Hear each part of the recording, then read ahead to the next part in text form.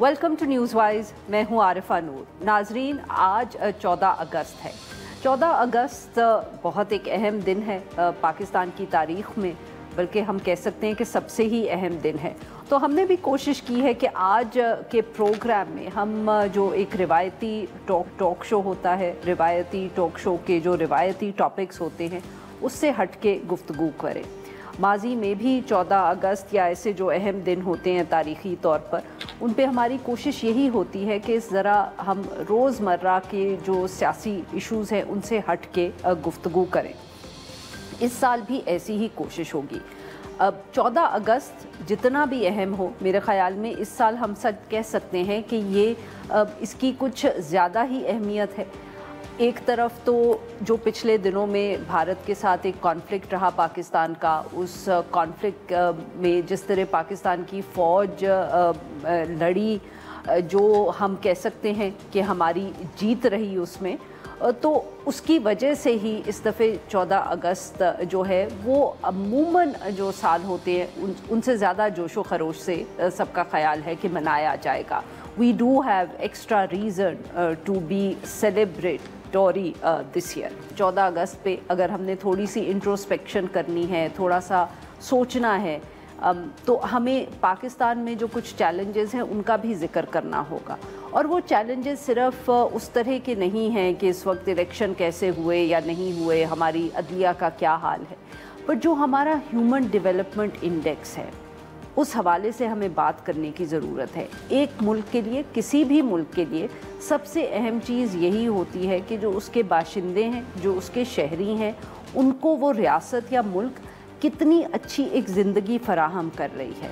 मगर जब हम ये देखते हैं कि जो हमारा ह्यूमन डेवलपमेंट इंडेक्स है उस पे चाहे सेहत हो, चाहे हमारी तालीम का मयार हो, उस पे हम अपने ख़ित्ते में भी सबसे पीछे रह गए हैं, तो फिर कहीं ना कहीं तो हमें बहुत सोच की भी ज़रूरत है, हमारी रियासत को भी सोच की भी ज़रूरत है।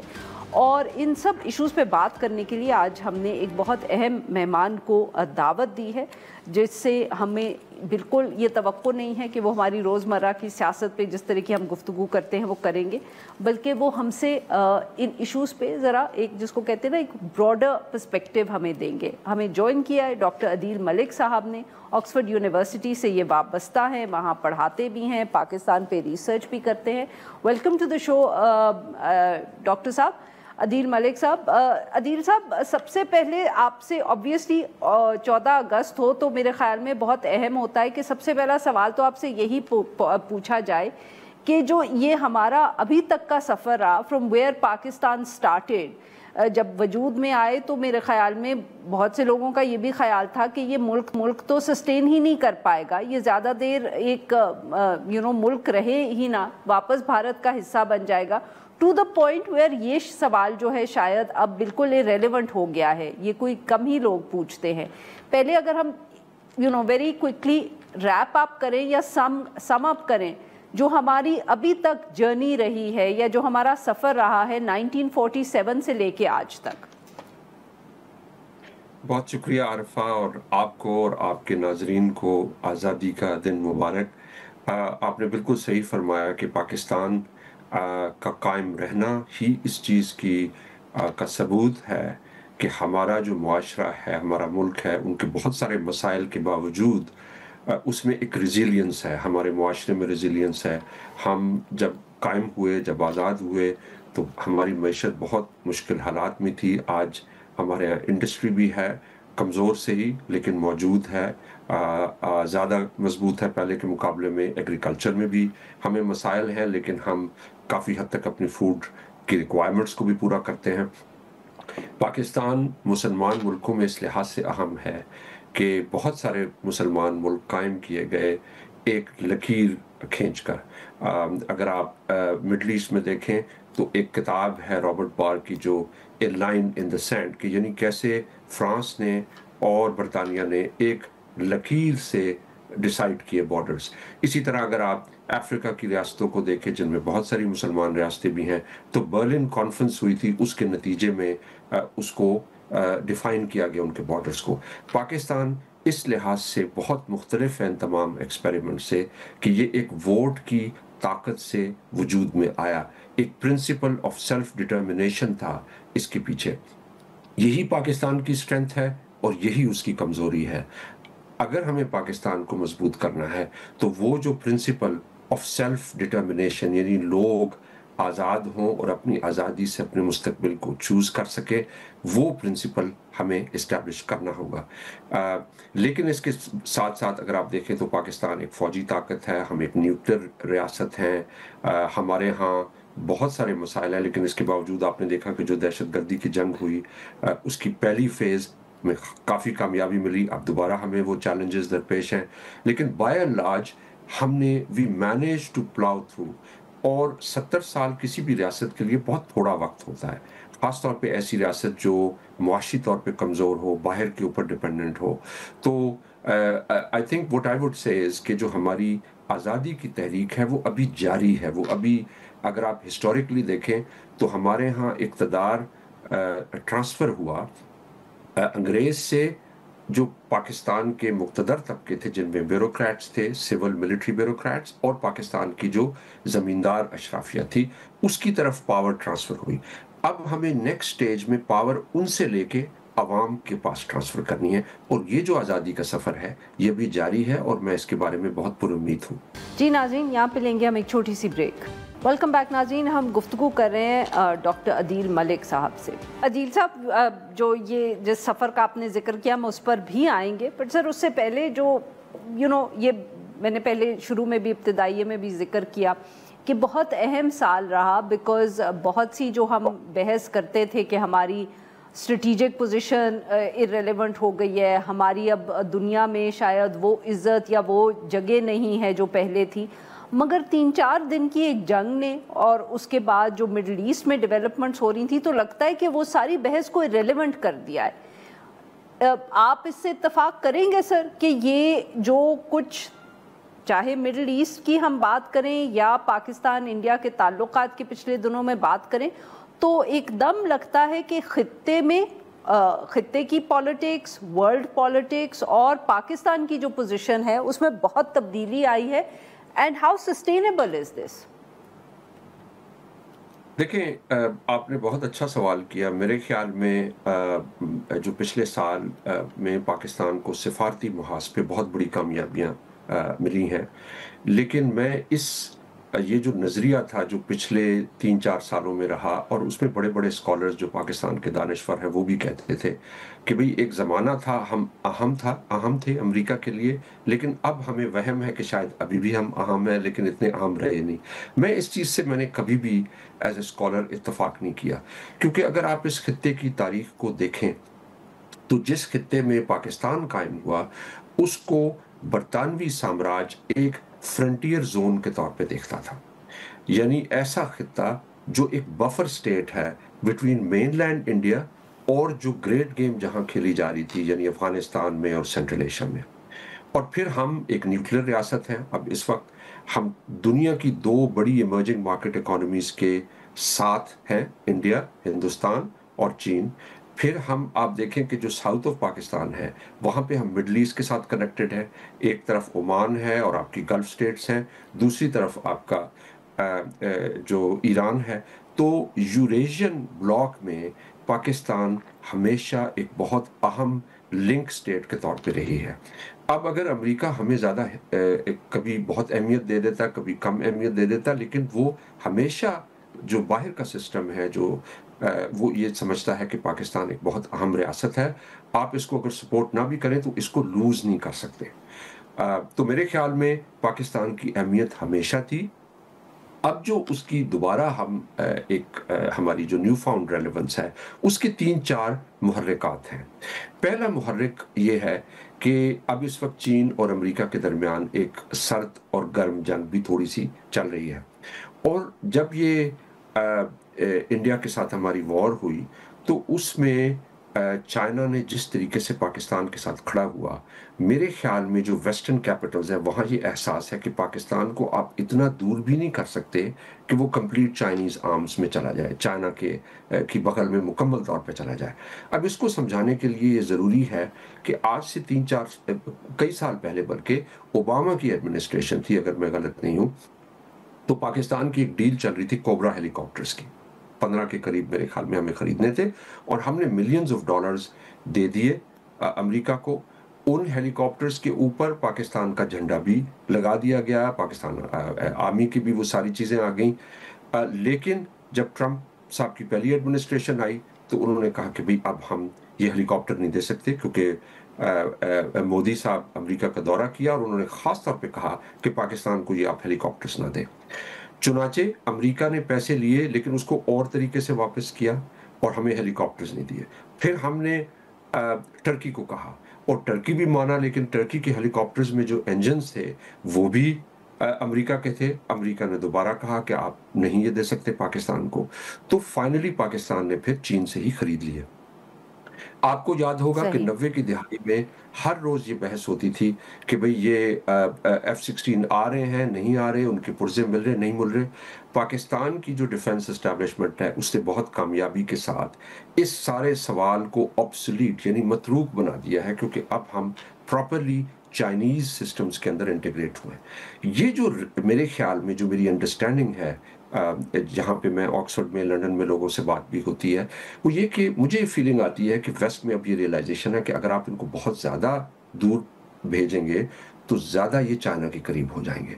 तो इससे हमें जो एक सबक मिला वो ये कि जब पाकिस्तान अपने ऑप्शंस एक्सरसाइज करता है और रीजनली दूसरी रियासतों के साथ भी ताल्लुकात बढ़ाता है, तो उसकी जो जियोपॉलिटिकल रेलेवेंस है वो ज़्यादा बढ़ती है बाहर। और जो फाइनल एक मुहर्रिक है सही वो ये है कि इंडिया का जो बिहेवियर था पोस्ट वॉर, उसने बहुत ज़्यादा यानी परेशान किया है अमेरिका में पॉलिसी सर्कल्स को, कि इंडिया के कहने पे सीज फायर हुई, पाकिस्तान ने फौरन ट्रंप का शुक्रिया अदा किया और उसको क्रेडिट दिया। इंडिया के जो एक्सटर्नल अफेयर्स मिनिस्टर था उसी दिन जिस दिन सीज फायर आई उन्होंने कहा कि ये तो पाकिस्तान और हिंदुस्तान के दरमियान हो, अमेरिका का कोई इसमें ताल्लुक नहीं। और जाहिर है जो ट्रंप साहब अगर देखना चाह रहे हैं कोई नोबेल पीस प्राइज, तो उन्हें इस चीज़ से काफ़ी परेशानी हुई कि हमें रिक्वेस्ट किया गया और फिर डोमेस्टिक ऑडियंस के लिए हमें बिल्कुल उसमें से निकाल दिया गया। तो ये जो चीज़ है इसने पाकिस्तान की जो रेलेवेंस है उसको बढ़ाया। और फाइनल चीज़ जो उसकी रेलेवेंस में है वो ये है कि पाकिस्तान में जो पावर स्ट्रक्चर है, अगर आप लंदन, वाशिंगटन, न्यूयॉर्क की के पैराए से देखें तो वो जो पावर स्ट्रक्चर है वो एक मिलिट्री रूल स्टेट के थ्रू आता है। और मेरे ख्याल में पिछले 70 सालों में बाहर के सिस्टम की इन्वेस्टमेंट है, सरमायाकारी है यहाँ पे एक आमराना निज़ाम को कायम रखने में। नाज़रीन यहाँ पे ले थोड़ी सी break, will be right back. Welcome back नाज़रीन, हम गुफ्तगू करें प्रोफेसर डॉक्टर अदील मलिक साहब से और हम उनसे बात कर रहे हैं पाकिस्तान की दुनिया में इस वक्त क्या पोजीशन है और आगे क्या चैलेंजेस हैं हमारे लिए as a country, as a nation, as a society.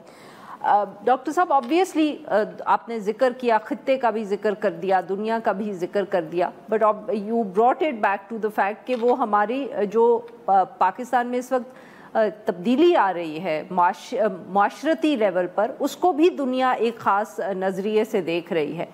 पर सर अब ये भी एक बहुत बड़ा चैलेंज है, क्योंकि मेरे ख़्याल में शायद जब पहले या माजी में पाकिस्तान के हमेशा ताल्लुकात वेस्ट से बेहतर या अमेरिका से बेहतर हुए और हमारी माशी इंडिकेटर्स भी बेहतर हुए, तो इतना कभी जिसको कहते हैं ना कि शायद इतने कभी सवाल उठते नहीं थे हमारे माशरे के हवाले से, या रियासत जो है उसका क्या रिश्ता है लोगों के साथ, जो सवाल अब उठ रहे हैं। इज दिस आप इससे इत्तेफाक करेंगे सर, इस असेसमेंट से? जी बिल्कुल, इससे मैं इत्तेफाक करूंगा। और मेरे ख्याल में जो अब ये बड़ा मसला आपने अपने इंट्रो में बहुत सही फरमाया कि हमें जो भी इंडिविजुअल पावर स्ट्रगल है उससे उठ के पाकिस्तान के लिए देखना है। और उसमें पाकिस्तान के लिए जो बहुत अहम बात है आरिफा, वो है स्टेट सोसाइटी रिलेशनशिप, यानी रियासत का जो ताल्लुक है अपने शहरियों के साथ। वो जो ताल्लुक है वो बहुत ज़्यादा कमज़ोर पड़ रहा है। जो आम बंदा है शहरों में, नौजवान ख़ास तौर पे जो हमारी पेरिफेरीज में, बलूचिस्तान में, केपी में, वो रियासत से कोई रिलेट नहीं कर पा रहे। हमें रियासत के लिए नए बार्गेनिंग स्ट्रक्चर की ज़रूरत है, यानी ऐसा तरीका जहाँ गिव एंड टेक हो, آہستہ آہستہ ہم ایک دوسرے کی آواز سنیں، ایک دوسرے کی جو پریشانیاں ہیں، ان کی ایک دوسرے کے جو مسائل ہیں ان کو سنیں اور ان کو حل کرنے کی کوشش کریں۔ یہ جو چیز ہے اس کے لیے سیاست بہت اہم ہے۔ دیکھیں، ہم نے خطے کا اور انٹرنیشنل ذکر کیا، میں مشرق وسطیٰ پہ بہت گہری نگاہ رکھتا ہوں اور اس کو پڑھتا بھی ہوں۔ پورے اسرائیل کی اور ویسٹ کی اسٹریٹجی جو مشرق وسطیٰ میں ہے وہ 2 پلرز پہ سٹینڈ کرتی ہے۔ پہلا جو اس کا ستون ہے وہ ہے کہ یہاں پہ بالکنائز کریں اس کو، سیاست کو، یعنی اب عراق ہے، عراق کے 3 حصے بکھرے ہو چکے ہیں پریکٹیکلی، لیبیا کے 3 حصے بکھرے ہو چکے ہیں، سیریا میں بھی یہی کوشش ہے۔ تو وہ جو بالکنائزیشن ہے اس میں ریاست تو قائم رہتی ہے، لیکن اس میں سندھ ایک طرف ہے، بلوچستان ایک طرف ہے، کے پی ایک طرف ہے، جی بی ایک طرف ہے، اس کو جوڑتی کیا چیز ہے؟ جوڑتی اس کو سیاست ہے۔ تو ہمارے جو مقتدر لوگ ہیں ان کو یہ سمجھنے کی ضرورت ہے کہ ان کے لیے، ان کے ادارے کے لیے، ہمارے ملک کے لیے ضرورت ہے کہ سیاست استوار ہو۔ سیاست جب آپ ختم کرتے ہیں کسی معاشرے سے تو آپ نان اسٹیٹ ایکٹرز کو جگہ دیتے ہیں۔ جو آپ سیاست ختم کرتے ہیں اس طرح ریاست یعنی اسٹیٹ اور نان اسٹیٹ ایکٹرز یعنی غیر ریاستی عناصر ایک پیج پہ آ جاتے ہیں۔ اب آپ دیکھیں بلوچستان میں کون سے اٹیکس ہوتے ہیں؟ زیادہ تر اٹیکس وہ ہوتے ہیں جو معاشرے کے سیوک کامنز ہوتے ہیں، ان کی لیڈی ہیلتھ ورکر پروگرام ہے، ایم پیز ہیں، بار ایسوسیشنز ہیں، سو مچ سو کہ جو آپ کے گوادر ہے اس کے اندر نائیوں کے اوپر بہت زیادہ، جو آپ کے بابرز ہیں ان کے اوپر بہت اٹیکس ہوتے ہیں، کیونکہ جو پاکستان کے دشمن پاکستان کو کمزور کرنا چاہتے ہیں ان کو پتہ ہے کہ سیاست کمزور ہوگی تو یہ جو سسٹم ہے یہ فریجائل رہے گا، یہ ایسی ٹانگ کی طرح رہے گا جو کمزور ہے، ہلکی سی اگر اس پہ سٹ پڑی تو وہ ٹوٹ جائے گی۔ ایک یہ ستون ہے مڈل ایسٹ میں۔ ڈاکٹر صاحب، میں اگر آپ کی معاف کریے گا بات یہاں کاٹ رہی ہوں، بیکاز یہ بھی آپ جب سیاست کا ذکر کرتے ہیں تو obviously سب کے دماغ میں ایک جیسی چیزیں آتی ہیں کہ جی کوئی الیکشنز کا ذکر ہے، لوگوں کی مرضی کا ذکر ہے، تو آگے سے پھر آج کل یہ بھی بہت آرگیومنٹ ہمیں سننے کو بحث ملتی ہے کہ وہ وقت شاید دنیا سے ہی گزر گیا جب جمہوریت کی بات کرنی چاہیے یا لوگوں کا کے حقوق کی بات کرنی چاہیے، کہ اب دنیا تبدیل ہو رہی ہے، جس ویسٹ سے ہم نے یہ ویلیوز سیکھیں اب تو اس ویسٹ میں ان ویلیوز کی اتنی اہمیت نہیں رہی۔ اب ہمیں اتھارٹیرین کہ ملک کے دنیا کے اندر انفیکٹ کہا جاتا ہے کہ اب دنیا کے اندر اس قسم کی ویلیوز کا ذکر ہو رہا ہے جو اتھارٹیرین ہیں۔ تو سر اگر یہ بڑی بحث اس طرح کی ہو رہی ہے تو اس میں جب آپ یہ بات کریں گے کہ سیاست لوگوں کو جوڑے گی تو کون سنے گا سر؟ دیکھیں، اس میں جو زیادہ امپورٹنٹ بات ہے، دنیا میں تو ہو رہا ہے، ظاہر ہے امریکہ میں بھی یہ چیز ہے، لیکن امریکہ میں دیکھیں ٹرمپ کو اسٹیبلشمنٹ، امریکن اسٹیبلشمنٹ نہیں چاہتی تھی کہ وہ آئے، لیکن انہوں نے نہیں روکا کیونکہ انہیں پتا تھا کہ اس کو ایک نیچرل پروسیس کے تھرو آپ چینلائز کریں۔ دیکھیں، ہمارے لیے سوال یہ نہیں کہ دنیا میں کیا ہو رہا ہے، ہمارے لیے سوال یہ ہے کہ ایک ایگزسٹینشل چیلنج ہے اسٹیٹ کے لیے۔ دیکھیں نا، جو سیاست ہے وہ مرکز گریز نہیں ہوتی، وہ مرکز سینٹریپیٹل فورس ہے، وہ اکٹھا لے کے آتی ہے، اور وہ اس لحاظ سے امپورٹنٹ ہے۔ کوشش کریں کہ بے نظیر بھٹو کی جو شہادت تھی، میرے خیال میں پاکستان میں اس وقت اندر اور باہر کے لوگوں نے یہ ڈیسائیڈ کر لیا کہ یہاں پہ نیشنل لیول پالیٹکس نہیں الاؤ کرنی، کہ جس کی جڑیں ہر صوبے کے اندر ہوں۔ اور یہ جو چیز ہے، اب جس طرح بے نظیر کو روکا گیا آپ بلوچستان میں نہ جائیں، آپ کے پی میں نہ جائیں، لیکن وہ گئیں وہاں پہ، انہوں نے لوکل لوگوں کے ساتھ انٹریکٹ کیا کیونکہ ان کا فنڈامنٹل بلیف تھا کہ کے پی کی جو انسرجنسی ہے اس کو آپ سیاست سے حل کریں۔ یہ چیز باہر والے اور ان کے الائز جو ملک کے اندر ہیں ان کو یہ قبول نہیں ہے، کیونکہ سیاست جوڑتی ہے ملک کو۔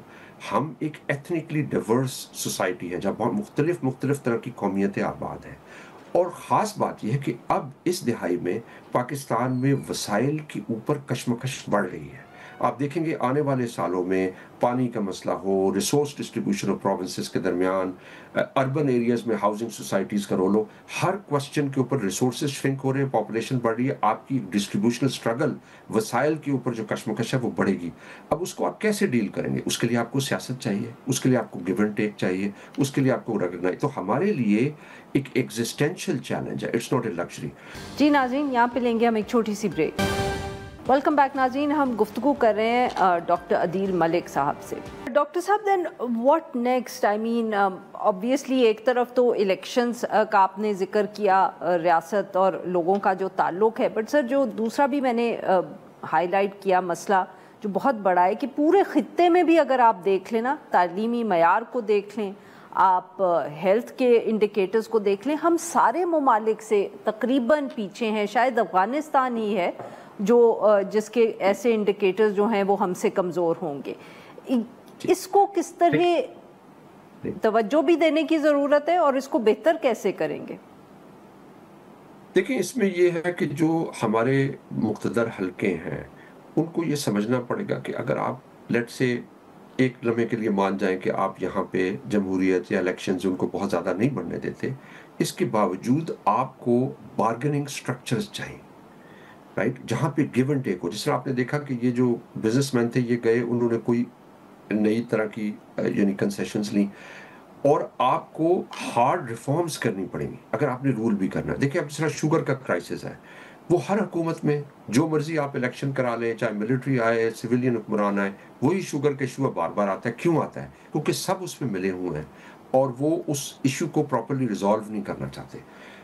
اسی طریقے سے ہمیں جو ہیومن ڈیولپمنٹ کا ایشو ہے، یہ بہت بڑا ایشو ہے. اس کو یعنی آپ کو ایک نیشنل کیمپین کے طور پہ ڈیل کرنا پڑے گا، کیونکہ دیکھیں جارڈن اور ایجپٹ، ان دونوں ملک کی جو پاپولیشن ہے، جارڈن اور سیریا، ان دونوں کی پاپولیشنز کو آپ ملائیں تو اس کے برابر کے سے زیادہ پاکستان میں آؤٹ آف سکول چلڈرن ہے. 23 million out of school children ہے.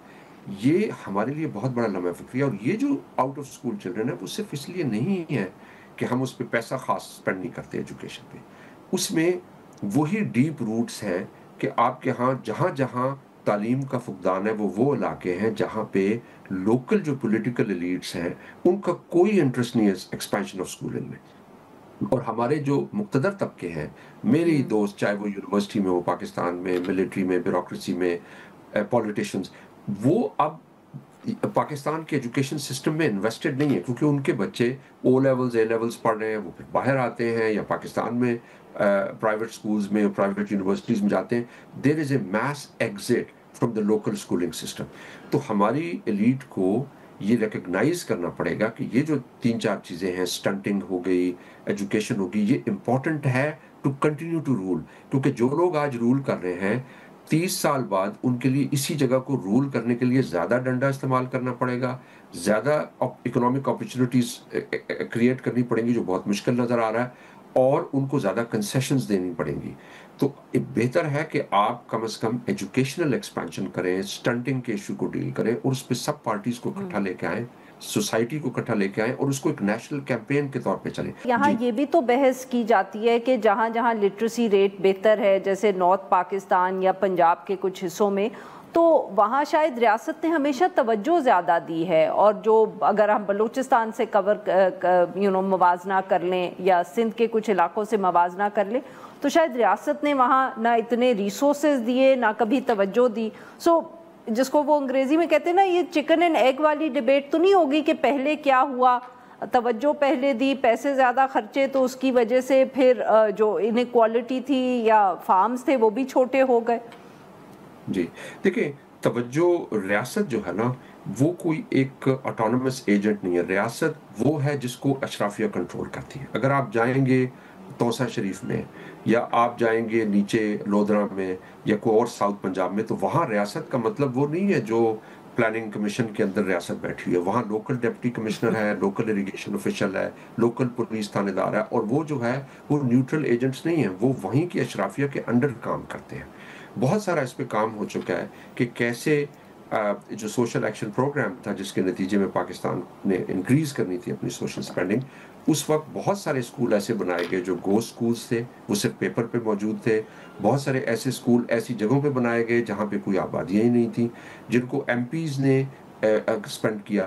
تو اب آپ اگر ریاست سیریس ہے تو سب سے پہلے جو ایم پیز کی ڈیولپمنٹ گرانٹس ہیں اس کا سسٹم ختم کر دے. یہ ضیاء الحق کے صاحب کے زمانے سے جو 1985 کے انتخابات میں رشوت کا طریقہ تھا کہ آپ چونکہ پارٹی پالیٹکس نہیں ہے، چنانچہ آپ لوگوں کو پیسہ دیں اور وہ ان کے ساتھ کانٹریکٹرز مل جائیں گے، وہ پھر اس طریقے سے اسکول اور ہاسپٹلز اس طریقے سے بنائیں گے، برک اینڈ مارٹر. ان کو کوئی انٹرسٹ نہیں کہ یہاں پہ لٹریسی بڑھے یا نہ بڑھے. چنانچہ یہ جو ایم پیز کا ڈیولپمنٹ کا ہے وہ ختم کریں اور دیکھیں کہ جن جگہوں پہ لٹریسی کم ہے، خواندگی کم ہے، وہاں پہ ریسورسز بھیجیں، وہاں پہ اس طرح کی انٹرونشنز کریں اور بنیادی اسٹرکچرل تبدیلیاں اس کے لیے لے کے آئیں۔ اس میں سر آخری سوال کہ پھر سویلین بیوروکریسی کا ریفارم کتنا اہم ہوگا؟ دیکھیں سویلین بیوروکریسی کا ریفارم بہت اہم ہے، اور اس میں خاص طور پہ یہ جو بھٹو صاحب کے دور میں شروع ہوا اور پھر اس کے بعد ضیاء الحق صاحب کے زمانے میں مزید بڑھ کے پولیٹیسائز ہو گئے بیوروکریسی، یعنی بیوروکریسی کے اندر ہی بہت آپ کے اچھے اچھے لوگ موجود ہیں جن کے پاس کیپیسٹی ہے، جن کے پاس ویژن ہے، لیکن وہ امپاور نہیں ہوتے کیونکہ ان کے پاس کوئی سیکیورٹی آف ٹینیور نہیں ہے۔ ان کو آپ آرام سے آپ اگر میں دعوت دوں گا آپ کے ناظرین کو، کبھی جا کے دیکھیں پنجاب کے یا کسی بھی اور صوبے کے، آپ اگر دیکھیں ہیلتھ اور ایجوکیشن سیکٹری کو، تو پیچھے ایک بڑا بورڈ لگا ہوتا ہے جس پہ ٹینیور لکھا ہوتا ہے، تو آپ دیکھیں گے کہ 80s 90s کے بعد کتنی تیزی کے ساتھ سیکٹریز چینج ہوتے ہیں، اس سے پہلے کہ وہ سیٹ پہ بیٹھے وہ تبدیل کر دیے جاتے ہیں کیونکہ وہ پولیٹیشنز کے انڈر ہے۔ تو سول سروس کا جو نظام ہے اس میں ضرور بنیادی تبدیلیوں کی ضرورت ہے، لیکن سول سروس کے اندر بھی جو لوگ موجود ہیں ان کے پروفیشنل سٹرکچر کو آپ پروٹیکٹ کریں اور اس میں جینون ریفارمز کریں جو ان کو آٹونومی دے اور پھر پرفارمنس بیسڈ ہو، کہ جس طرح کا وہ پرفارم کریں اس طریقے سے وہ ان کو امپروو ہو، انسینٹیو بیسڈ سٹرکچر ہو، اور اس پہ بہت لکھا جا چکا ہے، بے شمار لوگوں نے اس پہ کام کیا ہے، لیکن اس کے لیے مسئلہ یہ ہے کہ اس طرح کی ریفارمز لانے کے لیے جو آپ کے لوگ اقتدار میں ہوتے ہیں وہ پھر لوز کریں گے۔ اب مثلا اگر آپ ٹرانسفرز اینڈ پوسٹنگز ختم کر دیں گے نیچے لیولز پہ، تو آپ کے جو ایم پیز ہیں آدھا ٹائم تو وہ پنجاب میں سول سیکریٹریٹ میں بیٹھے ہوتے ہیں کہ فلاں افسر کو تبدیل کر دیں، اس کو ادھر لے جائیں، اس کو ادھر لے جائیں، تو وہ ان کی سے کا کیا بنے گا، ان کی انفلوئنس کا کیا بنے گا۔ تو یہ ایسے سوال ہیں کہ جو بڑے ٹف کوسچنز ہیں، اسی لیے آپ دیکھیں کہ ایون پچھلے عمران خان کی آپ کی حکومت میں پولیس ریفارمز کی بات ہوئی لیکن نہیں کر پائے کیونکہ ریزسٹنس تھی اندر سے بہت زیادہ۔ بہت بہت شکریہ ڈاکٹر صاحب، آپ نے ہمارے لیے وقت نکالا۔ ناظرین کے لیے بس اتنا ہی، we will be back on Monday now.